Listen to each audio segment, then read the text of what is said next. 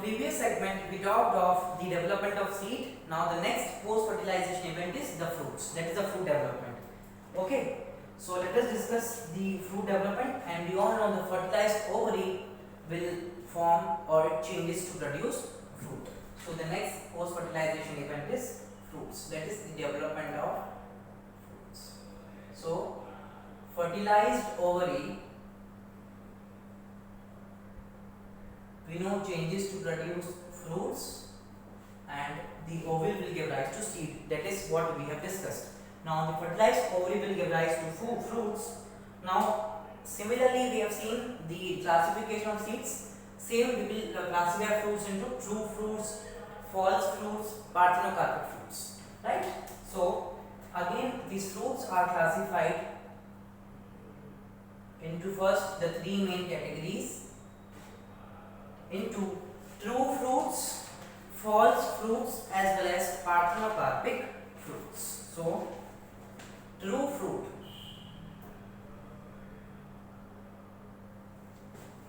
false fruit, as well as parthenocarpic fruit. This is very important for NEET point of view, right? So let us discuss the true fruits.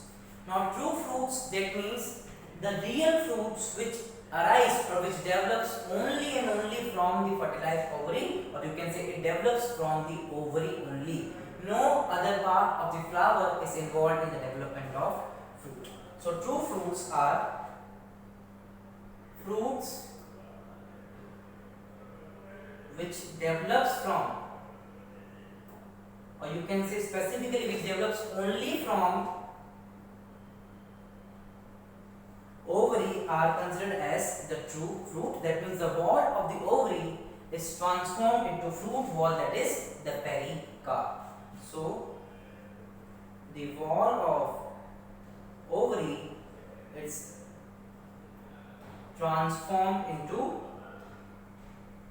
fruit wall, and that is what we call it as pericarp. Example includes the fleshy fruits like mango, brinjal, grapes, banana, as well as tomato. So example includes the fleshy fruits mango, brinjal, grapes, tomato. You can include banana also, right? So this is about the true fruits. False fruits means fruit which arises other than the ovary, that is either the thalamus or the receptacle part of the flower is involved in the development of fruit from ovary. So what are false fruits? False fruits are those fruits, so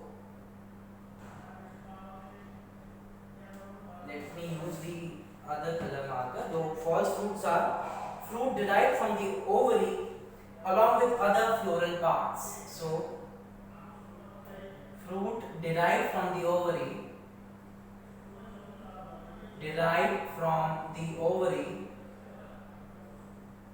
along with other parts, and that other parts is generally thalamus, or you can also write specifically other floral parts, that is the parts of the flower. So other floral parts, that is the thalamus. So in this case, in the true fruits, the fruit arises or it develops only from the ovary. Here it is developing from the ovary, it may not develop, but along with the ovary, the other floral parts like thalamus or the receptacle are involved in the development of fruit from the ovary. Right? So example includes the apple, right? Strawberry and apple, right? So the real part that we eat in the apple is generally a thalamus. If we simply draw a typical apple, so here it is the demarcation line, and these two parts we generally eat, that is not the parts developed from the ovary, they are developed from the thalamus. So whatever we are eating is the thalamus part of the apple. and the real fruit is lying at the center, and which we generally discard, which we generally throw away. So this is the actual thing that is arising from the ovary part, that is the middle part, which we generally throw away. Actually this is the fruit, but what we eat is these two parts, right? And that is the thalamus part, and such examples are the examples of the false fruits. Again, this is apple. Strawberry, you have seen the demarcation regions within the strawberry. If we draw the simple strawberry, then we have seen this regions. Let me use the red color only, the red demarcation region. Actually these red demarcation regions are the real fruit, that is what the meaning is, right? So this is the true fruits as well as false fruits. Now the third category is parthenocarpic fruits. So parthenocarpic fruits are basically, they are seedless fruits, because these fruits are developed without fertilization. So parthenocarpic fruits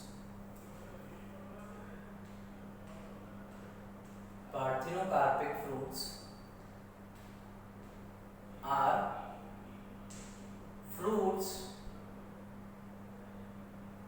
which develops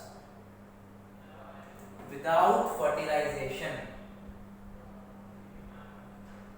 Such fruits which develop without the fertilization are called as parthenocarpic fruits. Means if there is no fertilization, there is no embryo, no seed, that's it. So all these are chain reactions. Without fertilization, no embryo, because zygote will not be formed. No embryo, no seeds.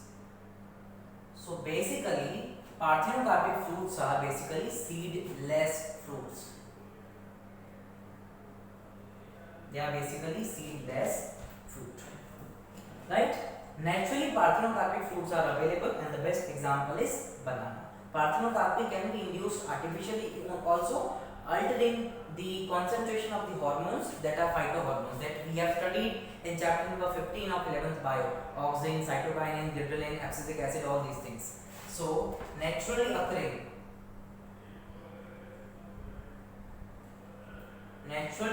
parthenocarpic fruit is banana.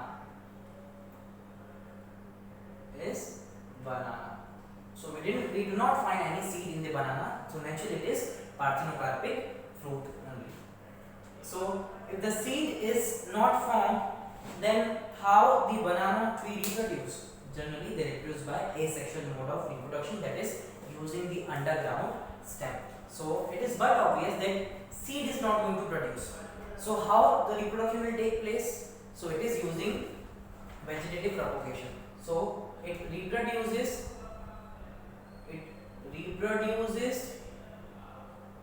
using vegetative propagation method, and that is the underground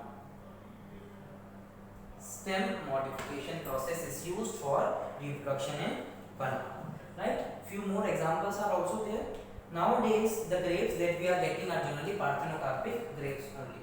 So one is the banana, other example includes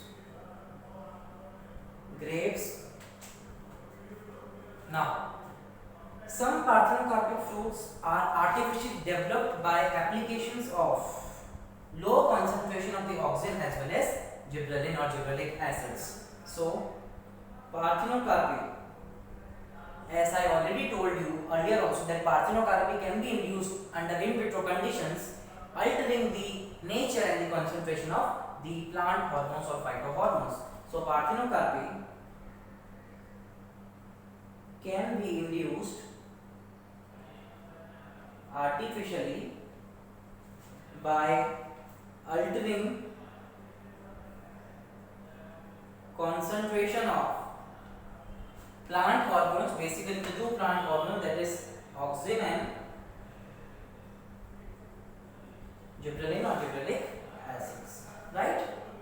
So seedless grapes, watermelon and the orange. So one example is the natural example that we have seen is the banana.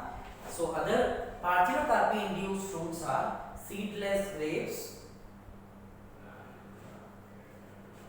Then we have watermelon and orange. So orange and